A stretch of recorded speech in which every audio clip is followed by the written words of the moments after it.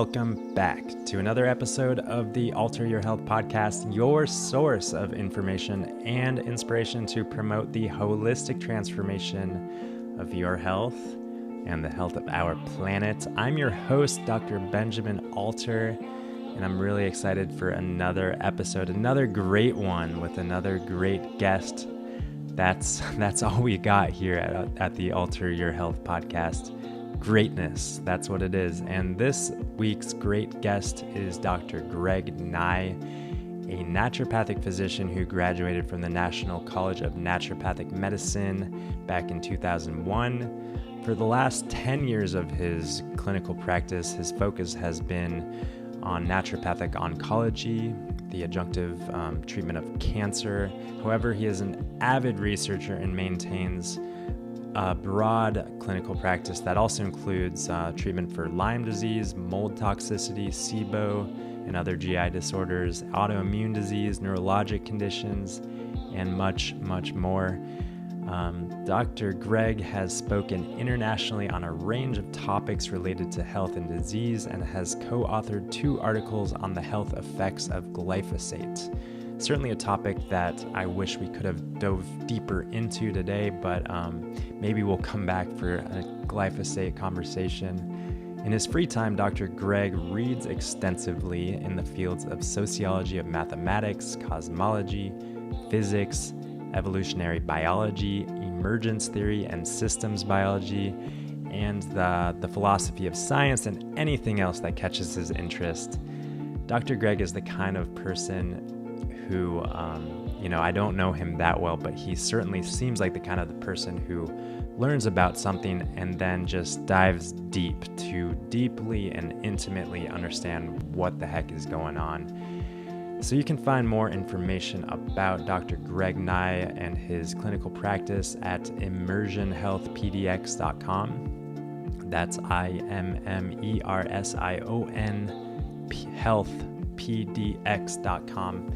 So this conversation with Dr. Greg, let's see, what can I even say? The theme is just opening up to new ways of thinking, new ways of relating to the world, to science, to medicine, to health. We talk about some of these old theories that have actually become kind of outdated. And a lot of these orthodox belief systems don't really fit in our world today. And what I mean, for example, even things like the cell and what is written down in biology textbooks and what has been taught over generations of biology is actually maybe not the truth. Maybe the cell isn't this rigid kind of, thing, but there's an alternative theory that certainly has more evidence, there's reason to believe that a cell is much more of a fluid kind of, blob. And just if you consider that the basic understanding of the building blocks of life is not fully understood, if we don't fully understand even that level of our biology, then everything else is going to be maybe different than we maybe prior thought. So this conversation is also on maybe you're not even familiar with the idea of sulfur and sulfur balance and sulfur metabolism in the body, but Dr. Greg is an expert on sulfur in the body. So we talk about the effects of improper sulfur metabolism, which is really, as he sees, at the root of many health conditions in our world today. We talk about why that's the case, why sulfur metabolism is so funky in so many people. So this conversation is much more scientific, I would say, than prior episodes. But if you're not a science nerd like Dr. Greg and like myself, this is still a good one to tune into, just to, like I said, open yourself up to new ways of thinking, and maybe you'll get something out of it. And on that note, I would so appreciate any amount of feedback in any way, whether you're tuning in on YouTube or iTunes. Just, leave a rating or review or comment or whatever it looks like. just so I can continue to evolve and expand and grow myself. So that's my intention. So I would really appreciate your support, holding me accountable in doing so. And on that note, let's just dive right in. So sit back, relax, take a breath, and enjoy this nerdy conversation with Dr. Greg Nigh.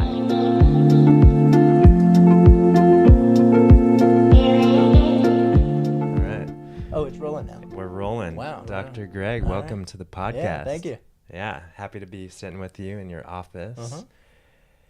And would love to kind of dive into all of the things that you are into these days, which kind of seems to be like this ever-changing orb that you're chasing, like this enthusiasm that you have for health and healing and really understanding things. So first, maybe just like tell us who you are and how you've come into naturopathic medicine. Sure. So I started practice in 2002, early 2002, at another clinic, and was there for, I guess, about 12 or 13 years, and then started another clinic with a specialty in naturopathic oncology. I mean, I see, lots of other stuff as well, Lyme disease and mold and, the kind of chronic stuff that we deal with all the time.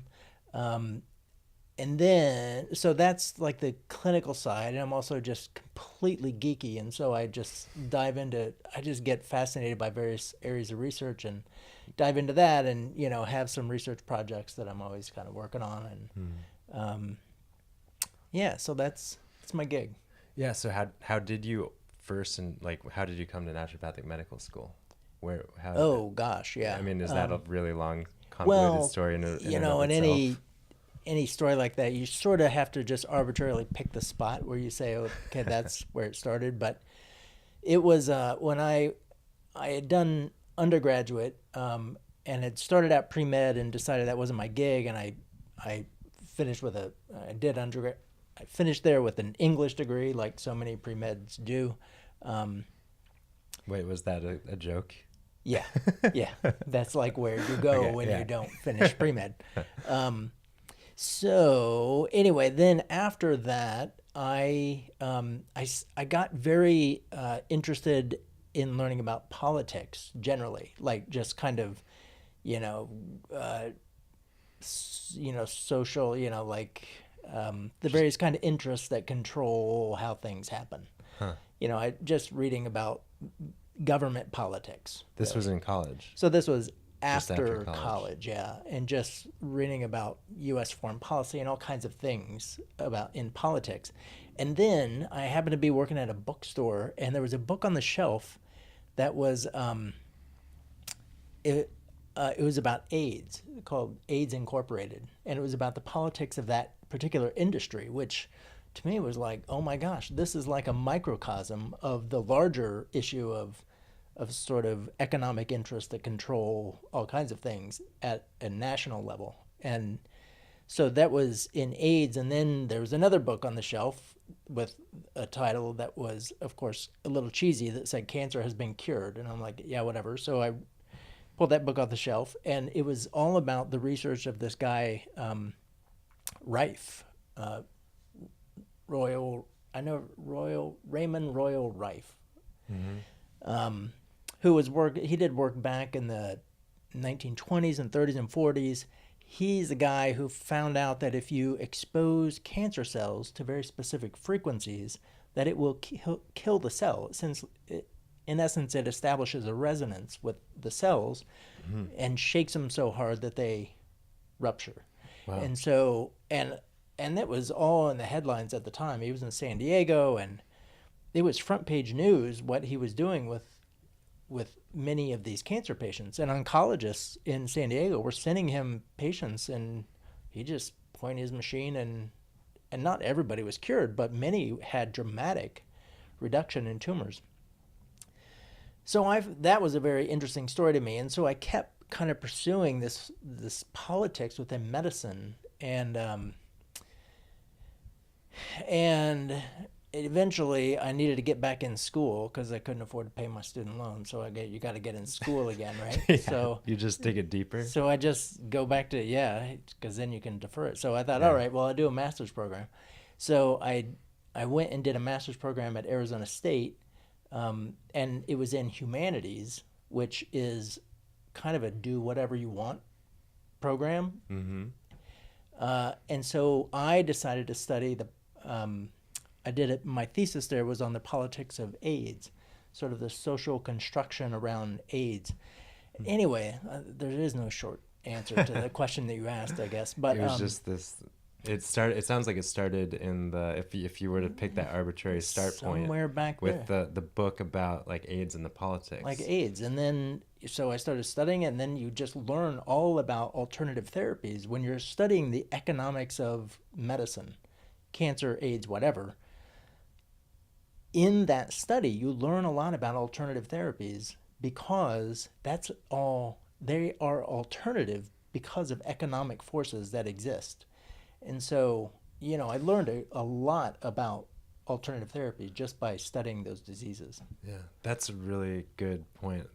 They are alternative because of the economic forces that exist. That kind of pushes things off, because what's mainstream is only what makes money or what. Yeah, I mean, there's no conspiracy about it. It's just exactly. It's just numbers, It's just business. It's just capitalism. Right. So so that ended up, I did the whole thesis on economics of AIDS, and it just so happened that this was all taking place back in the early 90s when the internet was kind of being born.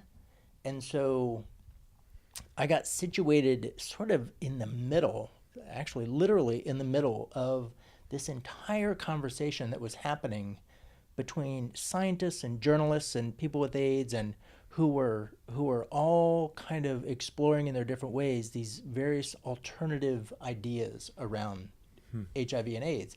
And I happened to be the moderator of this large mailing list. Back then it was just mailing, everything was Usenet and mailing lists. And I was the moderator of that whole conversation, and so got really connected and learned an enormous amount from just by being able to pick the brains of these various scientists that were working on it. And anyway, it was odd. So I learned a great deal, and then I did my thesis, and then, what are you going to do with a master's in humanities, right? It's like you got to do something else, like either you teach or... So one of my professors at ASU said, hey, have you ever heard of naturopathic medicine? Never heard of it. Had no idea. I did a little homework, and I was like, oh yeah, that sounds like a kind of a cool way to make a living. So I just finished while I was completing my master's, I went ahead and finished all of my prerequisites, for med school. Cool. And at that point, Southwest College was down there, correct? Yeah, it was right there, but there was no way I was going to stay in that valley. Okay, Ugh. Cool. I hear you. I grew up in Arizona, in the Phoenix area, and I hear you. Yeah, that wasn't an option. It's not life sustainable. No, it was never meant. There were never meant to be people there. Except for my parents. Yeah. I don't know. Okay, good. Yeah. They're surviving. Yeah. But anyway, so it seems like you've kind of been on this pursuit of, it seems like, just the truth, understanding things at a really fundamental level, because they're so skewed by other forces, these economic forces, political forces. So it seems like there's an authentic motivating factor that's really just after the nugget of truth. Yeah, I think I mean I would hope that we're all in that pursuit, and I believe that the most interesting idea that I think within science there is the sort of the dominant or the orthodox model of whatever, of cancer, of AIDS, of genetics, of immunology, of whatever it is. There is an orthodox model around that. And then at the margins are these people who are making really valid critiques of that model and often proposing alternatives that explain the facts better. Again, there are all kinds of political constraints built into the system that keep those ideas at the margin. But I think that not only are the most interesting ideas happening in that margin, but I think that in learning about those ideas, we come to new understandings about what we're doing therapeutically, at least as it applies to health and disease and all of that. I mean, ideas, there are completely different models about how cells are built, besides the dominant one that has all these these pumps in the cell wall that regulate sodium, potassium. Yeah, what's in the biology textbook. Every textbook, Yeah. Nobel Prizes awarded, all that kind of stuff. There are very good reasons to think that that's probably not the way it actually is. And so if it's not, it has the potential to have a profound impact on how we think about our medicine. But that would be I mean, if that sort of fundamental thing were to change, then that would change everything. And I think we're just not, like, can we handle that amount of change in the way that we're thinking about life itself? Well, yeah, I hope so. I mean, because we're really, if it's true, then what else are you going to do? Yeah. Like, I mean, for myself, like, so there's that in cell physiology, and there is in immunology. I mean, there's some really interesting work. This guy, Ted Steele, has done some really compelling work in immunology to suggest that things are happening in a very different way than we think they are within immunology. Mm-hmm. Or in, so many different fields. My motivation is not that, I learn about Ted Steele and, every time I read a compelling article or book, I immediately contact the author and say that was an incredible book or whatever, because everybody likes to hear that somebody thinks the work is good. Sure. And then it sparks conversation that can go on. I mean, I've had really great correspondence with him and, kind of picking his brain more. And anyway, so to me, it's not necessarily read that book and come up with a new therapy in the clinic. It doesn't work in that way. But it is this just kind of continuous excavation of these interesting ideas that are around the margins in lots of different sciences.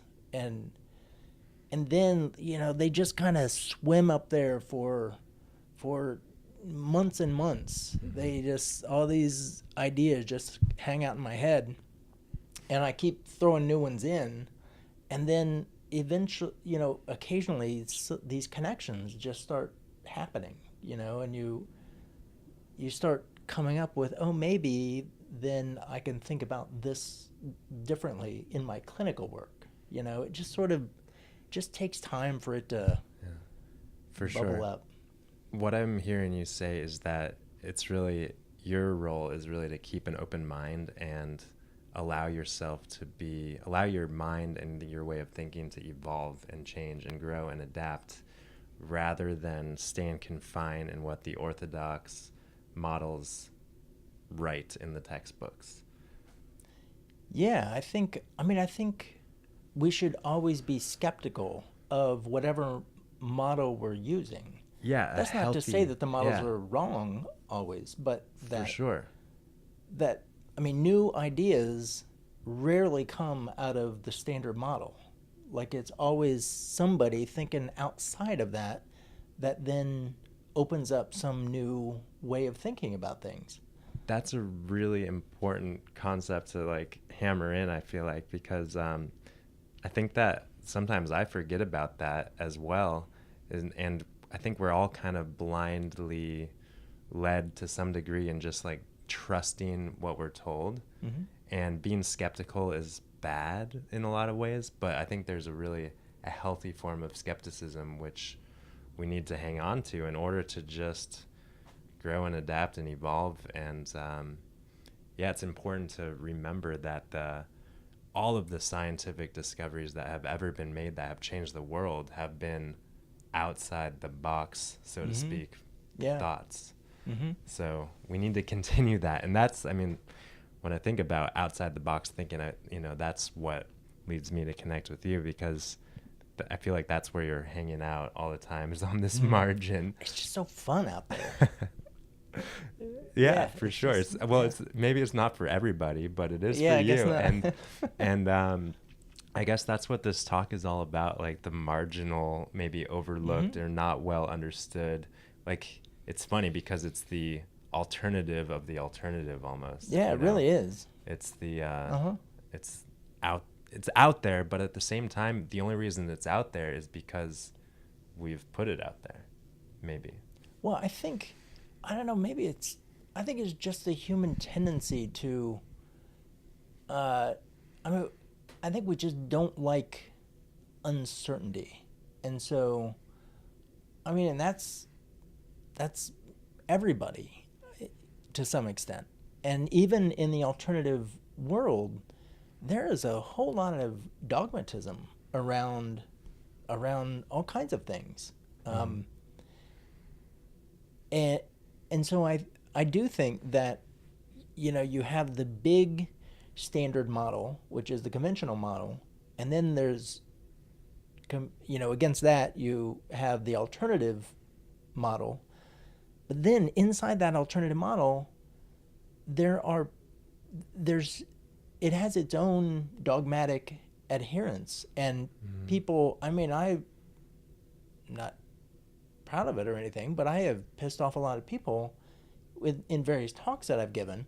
Now, maybe they're just not good talks, but I've also just said things in ways that challenge what is the dominant model within the alternative world. Yeah. And, it's like, there's a whole new... Well, I always, come back, to kind of take a step back and gain some perspective and realize, like, we're really not going anywhere a lot of the time. It's like we're kind of just doing the same protocols, same supplements, same thing. And it's like, are we really doing anything? Are we really making progress? And maybe we are, but is that the upper limit of what we can do? And if we just accept, like, this is the way it is, then that's, like you said, that's boring for one, first and foremost. And it's like we're stopping this evolutionary process of the way that we're thinking, which is ultimately, I think, unhealthy. We need to continue to exercise all aspects of who we are, including our way of thinking. I absolutely agree. I think in so many,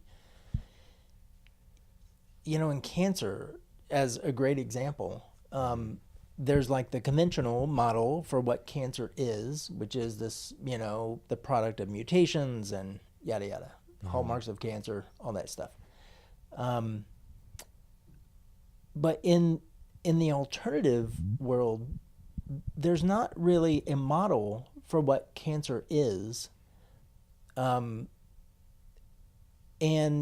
there doesn't seem to be an interest in developing that, in really trying to understand at a more fundamental level what is happening. There are those who say, there are different ideas that have been put out there, and it's all about not enough oxygen, or it's all about acid alkaline, or it's all these different kinds of things, but I don't get the sense that there is a strong push toward developing a coherent model about what it is that we're even trying to accomplish with our therapies. It's like we talk about terrain and doing all the good things to eat well and exercise, but when it comes to therapeutics, you just better kill the freaking cells, because that's what you got to do. You just got to kill the cells, which is true. It is fundamentally, it's a numbers game, and you got to make sure you're killing more cells than are coming into being. But at the same time, it's if that's where we're putting our efforts therapeutically, it just seems to me that we might be thinking about cancer wrong. Right. It seems like most of the time you create this theoretical concept and then build on top of it. And, there's this foundational understanding of what's going on. And then there's the application, the therapeutic applications that function within that foundational understanding. But what you're saying is in cancer, there's really not that coherent foundational understanding. So when it comes to the therapeutics, we're kind of just like throwing stuff at it, hoping for the best. Yeah. I mean, I guess I would fall into this camp of I'm going to make up a camp right now. Okay, cool. So in the naturopathic world, there is this idea with inflammation and a lot of fevers and inflammation and swollen ankle, sprain your ankle and it swells. There's this idea that these are adaptive changes that happen. Mm-hmm. They're what the body does to help us resolve the issue, and then it does this thing and it goes away. I'm going to call that soft adaptation. Soft. What makes it, as opposed to... Good question. Okay. That's why you do podcasts. You asked a good question. Uh-huh. So soft adaptation looks at sort of these acute processes that arise, that the body does something it's not comfortable, but it does it because it's got to get it resolved. Okay, good, nice naturopathic idea. I'm going to call hard adaptation is to say everything is adaptive. Everything, including cancer and SIBO and Alzheimer's, the underlying processes that are going on are attempts on the part of the body to correct something. That cancer is fundamentally a directed, purposeful, adaptive process. It's not an aberration. It's not good cells gone bad. It's trying to get something done. Mm-hmm. And even a kind of an easier way to illustration, I think, than with cancer, which is, that's a tough one to think that's adaptive when it's fatal, obviously taking lives all the time. So I now am seeing a lot of patients with SIBO, this small intestinal bacterial overgrowth. And so people will come to me with SIBO. So the reason I got into SIBO is because I do a lot with sulfur. That independent of SIBO or anything, I just got all geeky about how the body handles sulfur and did a lot of research and made a connection with a sulfur researcher. And anyway, it's a long story, but so I've thought a lot, wrote a lot, and do a lot with sulfur issues. Mm-hmm. So okay, I do that over here, and patients have digestive problems, and we do a sulfur protocol. I work with a nutrition therapist, Maria Zilka, and we put people through a protocol, and oh my gosh, they're crazy how many people feel better when they do that. So then, I think because I did maybe some podcasts about sulfur or something, I'm not sure, but people started, word got out that I was dealing with guts by dealing with sulfur. Mm-hmm. And so SIBO patients started showing up. And I've never really studied SIBO. I don't go to the conferences, and I don't know the protocols. I don't know anything about SIBO. Yeah. And so these patients show up, and they test high hydrogen and methane, or they didn't test high on either, and so there's sulfur, whatever. I didn't even know how to read the tests, really. I just let's just do this sulfur thing and see what happens. Because my belief about sulfur is that the changes that take place to cause the body to produce these sulfur byproducts is an adaptive change. It is the body's attempt to generate sulfate, essentially. Mm-hmm. And so, all right, these SIBO patients show up and they test whatever, doesn't matter, let's just do sulfur on them. And it was shocking how many with, they test high on hydrogen or high methane, doesn't matter. We just treat them as a sulfur problem, and lo and behold, their symptoms go away. No antibiotics, no, I don't use any of that stuff. So that to me is in some sense confirming that there is an underlying adaptive change that has taken place, because that's the kinds of work that we do with sulfur problems. We're not killing bugs, because that would make no sense. If it's an adaptive change, the bugs are going to come back. You kill them and they'll come back. Which typically happens all the time. Yeah. And so it didn't make any sense to just keep that model of what's going on with SIBO. So the orthodox naturopathic idea is that there is an overgrowth of these bacteria and we need to kill them. If it's an adaptation, of course they're going to come back because they're trying to accomplish something. So treating it as an adaptation, even when they don't even test high, they're not testing to have a sulfur problem, but if we treat it like it is an adaptive overgrowth of bacteria, it actually works very well. Now, it doesn't work in every case, but in a pretty crazy high percentage of them, it does work. So my belief is that cancer falls in the same category, that the mutations that happen within cancer cells are not random. This has been studied multiple times. The mutations that happen are in a very they're in a very specific set of genes.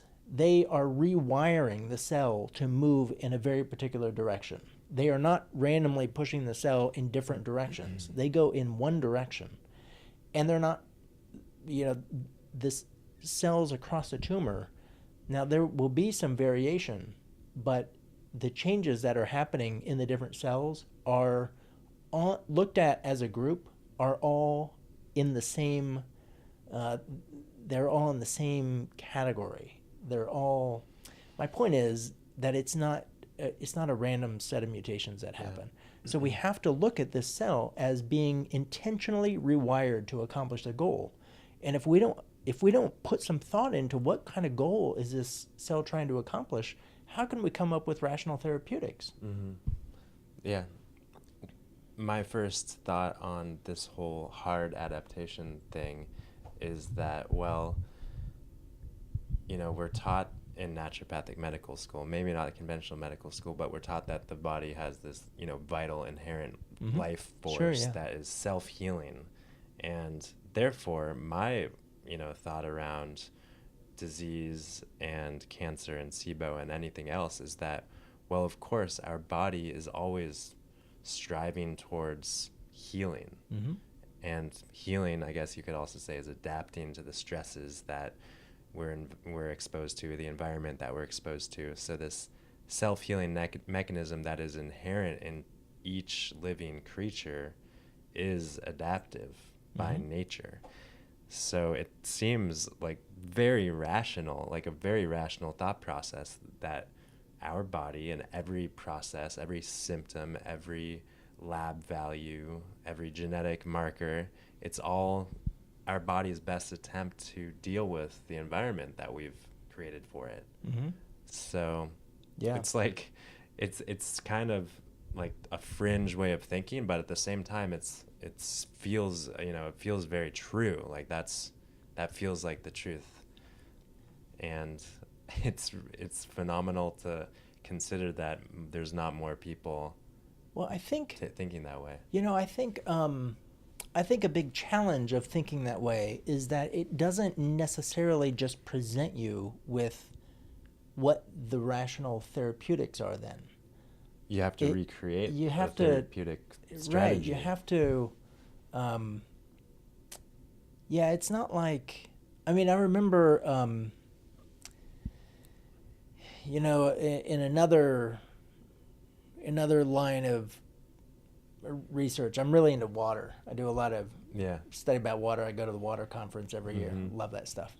And there's a whole lot to say about water. But my point right now is to say that certainly water in the body takes on a very different structure than water in a glass, right? It's a gelled form of water. It's a structured water. And there's a lot of internet, structured water is kind of a cheesy phrase now, but it literally has a structure. It has an architecture to it, and it forms layers that are millions of molecules thick whenever it gets up against an electronegative surface, which is what our bodies are filled with. So when I first read about that, it was back in it was the work of this guy Jerry Pollack. He's at the University of Washington, and he wrote a book called Cells, Gels, and the Engines of Life. And I think it came out in 2001, and it was a fantastic book, and it was anyway, there's a long history around all that. But so I first read that, and it's like, okay, I have this new way of thinking about how cells are built and about how water is structured, and how, I mean, it redefines everything about cell physiology. And I remember I had a kind of a preceptor at the time who said, so, but what does that mean clinically? Like, how does that change the way you practice? And I was like, oh crap, I don't know. Like, because it wasn't, at the time I hadn't yet figured out what it meant in terms of clinical work.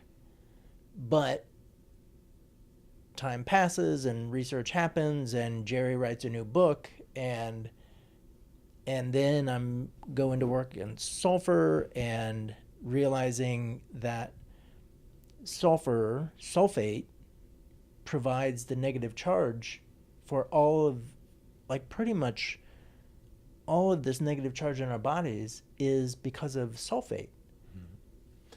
Could you just say a little bit more about this negative charge, like what that means, and and why that's important, maybe? Yeah, maybe. Just in a nutshell. Yeah, I don't do nutshells very well, but so Jerry Pollack discovered basically that if you have a surface with a negative charge, just an electronegative charge, if you pour water on that surface, then the water that abuts the surface will stack itself into what he calls an exclusion zone. That is a layer of water that has a very definite structure to it. And anything that is dissolved into the water gets pushed out of the exclusion zone. Just pure water. It's pure water. So there's the exclusion zone water, which is right next to the negative surface, and then there's the bulk water, the kind of water that we're used to, just outside of the exclusion zone. Carrying different solutes. So everything that got pushed out of the exclusion zone is now pushed into the bulk water. In addition, the water in the exclusion zone, the water molecules, so there's oxygen, hydrogen, the water forms rings of 6 molecules. So they form a hexagon, and they share hydrogens between them, and they stack up in these rings of 6, and they're a little off-center as they stack. The important thing about that is that because they're sharing hydrogens, it's no longer H2O. It's now H1.5O, meaning that much more negative. It takes on a negative charge because it doesn't need as many hydrogens, because now the oxygens can share hydrogens. So the extra hydrogens get exported to the bulk layer right outside of the structured water. Now the hydrogens accumulate. So the structured layer has a negative charge to it, and the hydrogens now, of course, impart a positive charge, and whenever you separate charge, you have a battery. Now it has been shown that that battery is doing work in the body. It is utilized as energy in the body. It's energy that is utilized outside of ATP and all that other energy production stuff. So, so Jerry did that work, and he showed that negative surface, water stacks up. Then come over here into biology, and our surfaces are covered in this forest of heparan sulfate. Our surfaces, like our linings, our blood cells, vessels, yes, all of our mucous membranes, the surface of our cells, it's covered with heparan sulfate, which is the anticoagulant. Heparin is, and heparan sulfate does have some anticoagulant properties, but predominantly heparan sulfate. So all of our glycosaminoglycans and proteoglycans, so chondroitin, sulfate, glucosamine sulfate, all these extracellular that build our matrix. Yeah, like who we are, like their flesh and blood, essentially. Yeah. All of everything they are saturated with heparan sulfate. They have heparan sulfate stuck to them.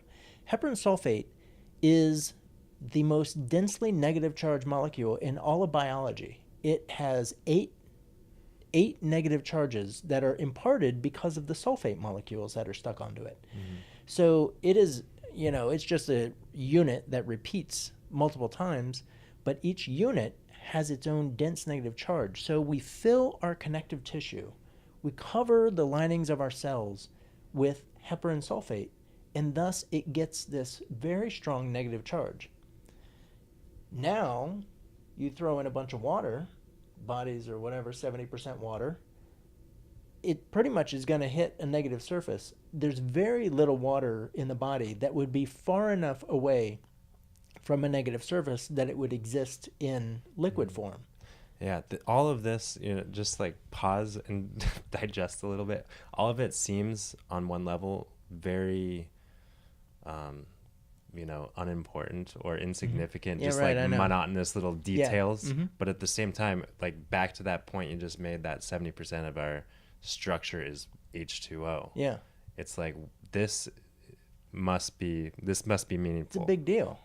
It's not just like a charge. It's, right. It's not just your biology textbook totally. Or chemistry textbook. This is like our flesh and blood. Yes, this is it. This is the bulk of our being. And then back to that initial point earlier in the conversation, that this isn't in the standard textbooks in any way.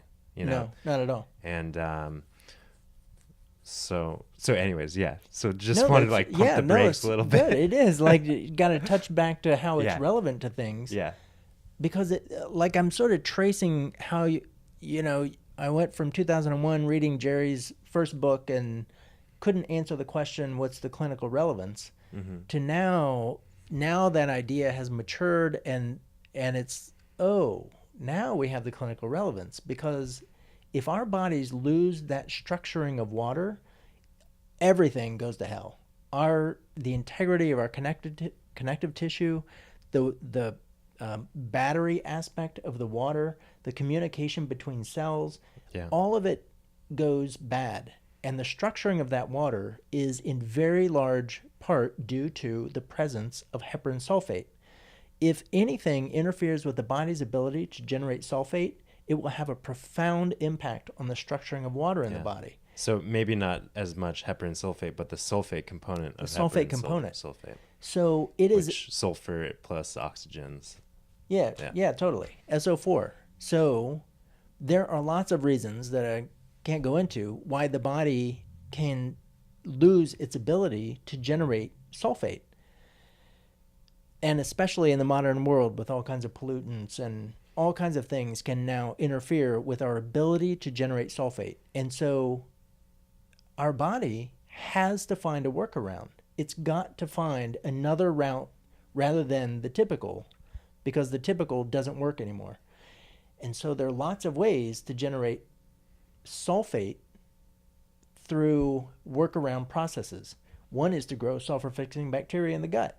Works great. You generate hydrogen sulfide and sulfite, which make us feel terrible, but you can get to sulfate once you've got those two things. So that's one option. Another thing that I just find fascinating is when you dig around, tumors are actually heparan sulfate factories. They produce an enormous amount of heparan sulfate all the time. Now, we know that the work of Mina Bissell, she showed that in connective tissue in our bodies, and, this is kind of lore, but tumors, tiny little tumors, show up all the time.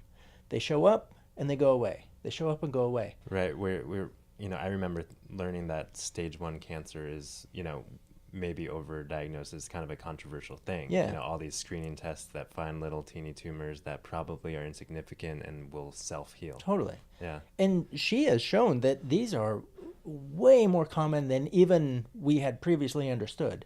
Yeah. So, what if a tumor, those little tumors are little factories that get set up to generate local need, to meet a local need for heparan sulfate.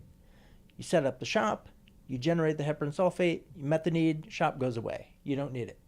But what if the need continues? Well, you gotta make the factory a little bigger. Oh, maybe you gotta set up shop over there too, because there's this constant demand. I'm not saying this is how it is. I'm saying it's interesting. I'm saying it's another way of thinking about it, and maybe there are therapeutic interventions that could come from that, possibly. Totally. So just in tracing, you go from that idea in 2001 to now in 2018. Maybe there are ways that this rethinking about water structure can lead to very specific therapies. And there are specific therapies that are used. I mean, cancer is a hard one because that's kind of the most challenging to figure out the therapies. But there absolutely use all kinds of other therapies that are based on this water structuring. Yeah, we don't need to dive into the therapies. That might be like, over the heads of many. And I think that, and maybe we can touch on this later, but when it comes to the therapeutic part, it's kind of difficult to do it. Your DIY medicine, Anyways, any other, just back to this idea of the body adapting to meet the demands. I guess the first question is why, we know that sulfur or sulfate, the oxygenated form of sulfur is so important for the body to maintain the structure of water and the glycosaminoglycans, all of these things. Why in our world today, and you kind of alluded to this a little bit, but what are the reasons why we are so sulfate deficient? Yeah. What are some? Yeah, some of those. Well, I think, probably the easiest one to understand, if you go into any health food store, you go to their supplements and the detox products, and you pick it up, what's in there? Sulfur. Mm-hmm. They're loaded with sulfur. Yeah, so and our cruciferous vegetables. NAC, cruciferous or sulfury, like DMSO and DMPS, or not DMSO, but DMSA and DMPS, the mercury binders, heavy sulfur. NAC or glutathione, cysteine, glutathione, lipoic acid, they work because the sulfur is very good at binding things, which is great when it's hanging out in your liver doing its detox thing. But it's not great when it's out here supposed to be structuring water, because then if you bind something, it will change the electrical properties in the local area, and it changes the structuring of the water. So I think that a very significant cause of a problem around the water structuring has to do with the fact that sulfur binds so well, and there's a lot to bind these days. In terms of the sulfate generation in particular, I think that there are certainly some nutrient deficiencies that can come into place, that you just have to have certain nutrients in order to generate. I believe, have. So I think glyphosate is a big Yeah, deal. it's probably more than a belief. Yeah, Oh. I mean, I think so. But- This is and in fact, I mean, this is really the work of Stephanie Seneff at MIT. She is pioneered. I mean, she is one of the most brilliant researchers there is, and has the most naturopathic way of thinking about biology. I mean, really just phenomenal in how she thinks. But so she has really kind of made the world aware of some of the risks and physiological impacts of glyphosate exposure, and has in many ways drawn the link between glyphosate exposure and the compromised sulfate and water structuring and all of those things. So just to pause on the glyphosate thing, is the exposure something, how long does it last? How long do the detriments last? Yeah, good question. You know, is that nobody really understood? knows? Yeah. So glyphosate, it's known that it accumulates in tissue. Now, this is not so much, they haven't studied this in humans because you got to do, this is all animal studies, but they know in animals it accumulates in muscle, in spleen, in liver, and intestine, and I think one of the most troubling is bone marrow. In fact, that was Monsanto's own study, or an early study. They exposed rats to glyphosate and then found that it was in their bone marrow. So, I'm sure that study didn't get published. yeah, it's not so. Or Not a was lot that of headlines around that. Yeah, but, it was like in a journal or something.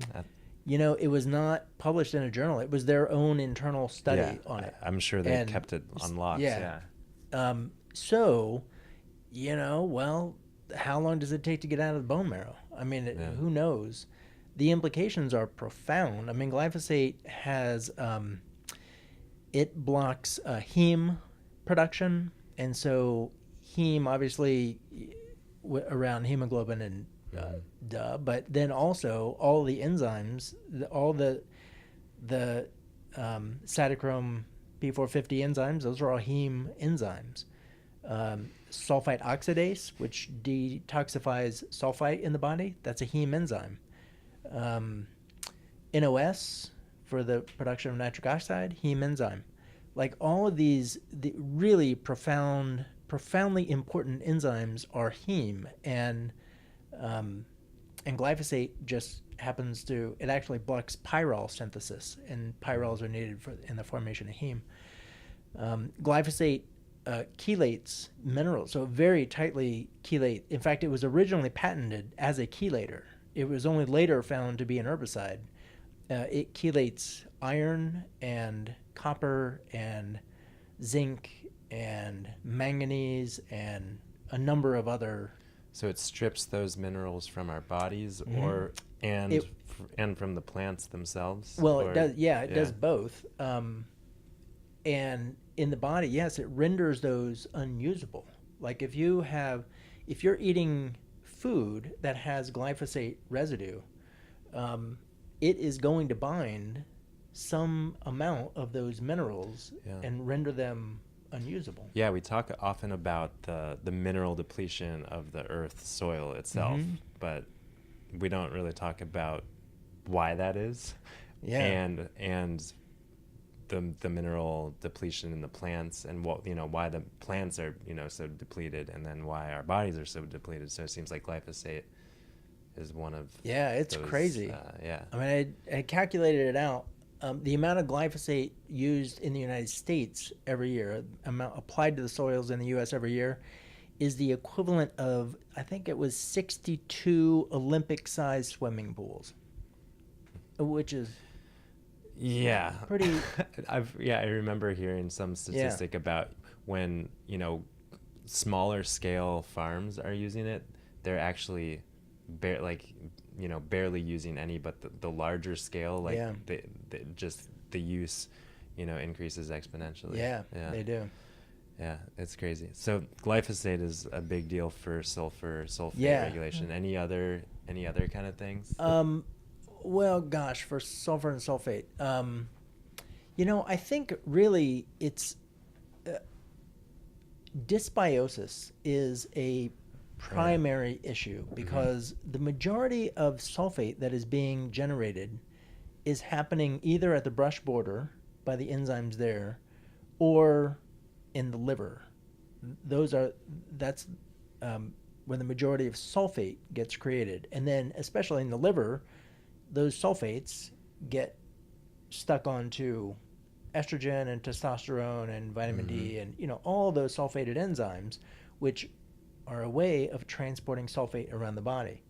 What's important to keep in mind also is that sulfate is what's called a cosmotrope, and that means, so there's this scale of molecules that have either an organizing effect on the water in their local area or others that have a disordering effect.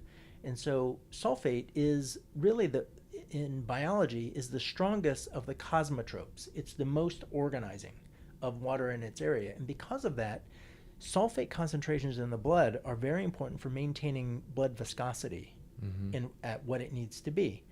And so the amount of sulfated molecules and sulfate itself hanging out in the blood is very tightly controlled, and it has to be balanced with nitric oxide, which is at the other end of the scale. It's the strongest biological chaotrope. So it has a disorganizing effect. And so these two molecules always have to stay in balance.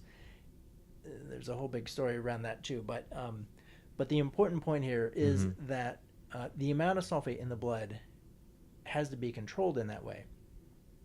If anything comes into the system that adds additional viscosity to the blood, that is a problem for the body. Then you have to shunt away from sulfate production because you'll over-gel the blood.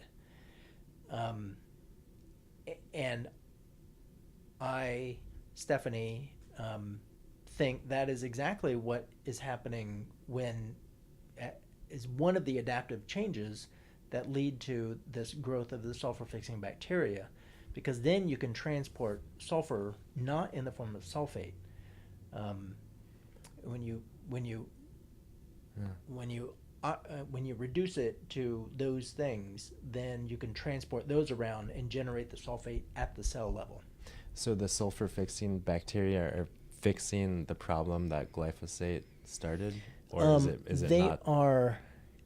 They are working around that problem. Yeah. Yeah. They're not fixing it. They're not doing a good job. Yeah. They're not doing a good job, but they're adapting to that. They're actually a very smart workaround. Yes. Yeah. With some symptoms. But make us feel. Sometimes feel terrible. Yeah. So any other like root causes that you see as being throwing off this sulfur balance in the body besides glyphosate, or I'm sure other environmental things kind of fit into that? Probably environmental toxicity is the biggest deal. Yeah. So it's the combination of the environmental toxicities with the dysbiosis that come with that. But it's not like it's a chicken or the egg kind of thing. The dysbiosis is adapting to the environmental toxicity. In a way. So the problem is, for instance, glyphosate chelates manganese. Lactobacillus is unique in that it requires manganese in its energy production. It doesn't, unlike all the others that use iron, it uses manganese. So glyphosate chelates manganese, and as such has a detrimental impact on the growth of lactobacillus. Well, what happens when you get rid of the good bugs? Of course, other bugs are going to come into play. And there are many other ways that glyphosate can directly kill various kinds of gut bugs because it interferes with, Monsanto says it's not going to hurt humans because humans don't use the pathway that it blocks. Well, those bacteria do. Yeah. They use that pathway. And I feel like there's been kind of a generation of thinking, oh, it's just bacteria. and now we're kind of realizing, microbiome is kind of now headlines. It's like that's the whole thing now. Yeah. So, but back to the earlier side of the conversation when, we were talking about this orthodox view of the microbiome being, I guess I don't even really maybe know what the orthodox view of the microbiome, but it's kind of just this set of organisms that we don't really have that much control over, maybe. Yeah. Or like what? I mean, I think there's a rapid evolution of the understanding. Like now it's, now people understand that it's within like 10 minutes of eating a meal, you can have a enormous change in the population that's in the gut. Yeah. It's producing hormones. It's, it's regulating this whole brain gut axis. Like now it's like, holy crap, this is way more than a bunch of bugs. Yeah. Yeah. Exactly. But there's not a lot of people thinking about like how do you ultimately control what these bugs are doing? There's awareness of how profound the implications are of the microbiome. Yeah. But there's not really much of an understanding of any rhyme or reason as to how it is, what it is. I mean, there's, prebiotics, feeding the right bugs, and, healthy rainbow diet. But yeah, what you're presenting is kind of a whole nother way of thinking. Like these bugs are actually our body's adaptive workaround mechanism to what you're saying is predominantly an environmental toxicant related issue. Yeah. I mean, I think we start with the assumption that when there's an insult to the normal balance, there are going to be adaptive changes that take place. Duh. It happens everywhere. If I hit my shoulder, it's going to cause inflammation, adaptive change. That those bugs are a part of this whole ecology of our body. They're not in any way independent. They're part of it. And whatever the insult is, it will cause its damage. And then there's an adaptive response that will often, I think, leave us symptomatic. But until what it's adapting to is taken care of, the symptoms got to be there, because it's the adaptation that is causing the symptoms. So yeah, it's really just kind of, it's always starting your therapies with a thought of why is this needed? Like it doesn't, like that idea, especially in SIBO, coming back to SIBO, that people can take the antibiotics and they can be symptom free.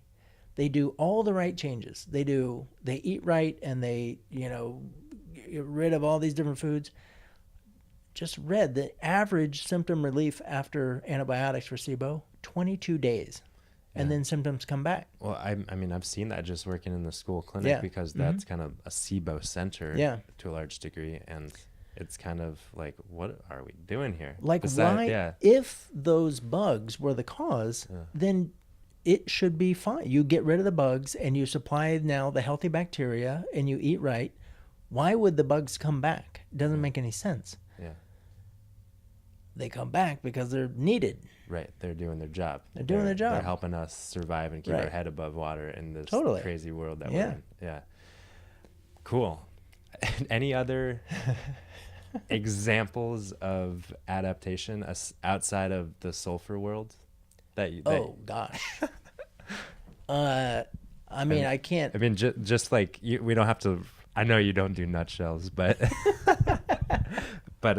just to maybe for me and also listeners to like understand how, because you're not just the sulfur guy. I mean, well, I hope not. Yeah, exactly. So like, what are some other examples of how, I always say that symptoms or any condition is the body's message to kind of put us back on track. So what, in your experience, what are some other examples of these, wise messages of the body? Well, I don't, I mean, I guess a clarification I should make is that I think there is a real thing called mold toxicity, for example. Yes. That is, mold toxicity is not an adaptation. That is poison. It's an insult. Like, you're being poisoned. Right. Yeah.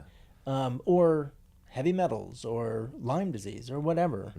It's not, I don't mean to imply that every malady has only an adaptationist explanation. Right. But I do think, I mean, I guess I don't even know how to talk about, other particular diseases in terms of adaptation, because it's really just the lens, I think, like every patient that comes to us, that should be a question on our mind. Like, what is being accomplished through this symptomology? And, sometimes there's a whole profession of people who will find psychological reasons for symptoms. It's fine. But yeah, I guess, actually it's funny. I'm just remembering I gave a whole talk one time on Lyme disease. I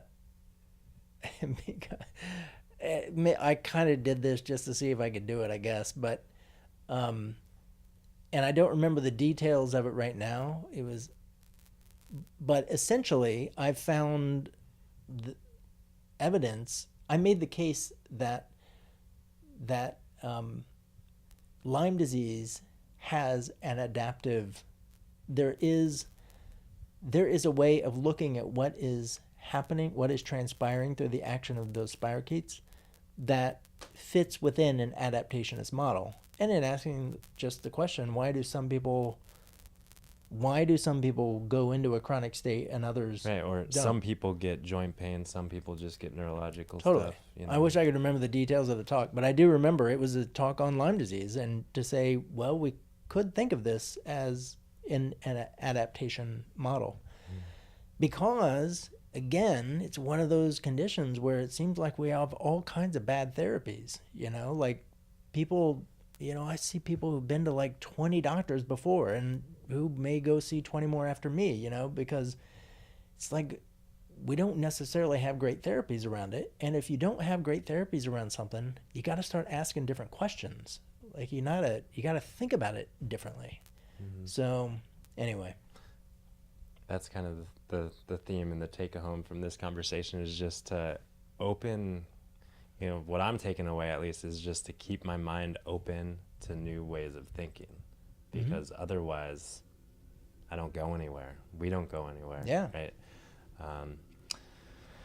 How about just ending, kind of wrapping things up? Are there any, just because I like to kind of have a takeaway, are there any recommendations that you kind of broadly give to like most people in the world in terms of living a life that's healthy and free of disease? You're not a magic pill kind of guy, I know. But if there was, let's phrase it this way: if there was a magic pill, what would it be? And it doesn't obviously have to be a pill. It could be a lifestyle tactic. A lifestyle, yeah. Or like what if you could encapsulate one thing and just give it to everybody? What would Dr. Greg's medicine be? I guess I would. 2 points that I make often with people. One is there is nothing that can be done that reduces the risk of bad things happening more than just move your body, just exercise. Like no pill, no nothing, no magic therapy, nothing is as universally beneficial as exercise. Now, I know there's a lot of really sick people who exercise like crazy. It's not to say that it doesn't work that way, but if people are not exercising, it is really freaking hard to get them to a state of health. It just can't happen. So whatever else you're doing, you gotta incorporate regular exercise as part of that process. That would be one thing that is essential. And the other, I think another piece of kind of what keeps us well has to do with how we think. And it's a really hard topic to get into, but the stories that we tell either lift us up or they completely wreck us. And health is the stories that get written around our health and our physical, our being and our mortality and all of that, they can be enormously destructive. And finding some practice that, I used to think that, this whole field of positive psychology where you just try to, it's really about building a new way of thinking, positive way of thinking about our lives. And which is great, and that's a good thing. And I think they do, really good.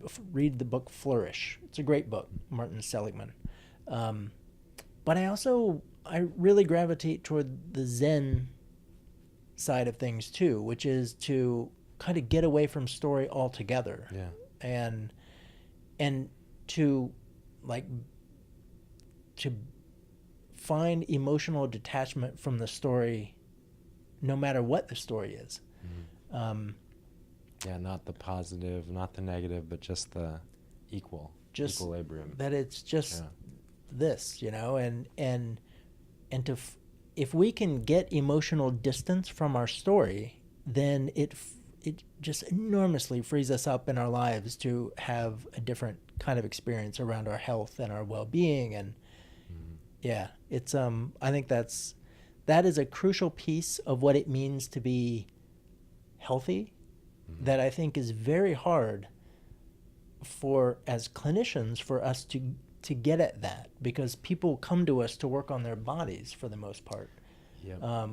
But I think that bringing in the story that we have told, that we tell ourselves around our various aches and pains and maladies and not only that, but our relationship and our job and our, the cut us off in traffic or whatever, that constant fountain of story that happens has an enormous role to play in how we feel.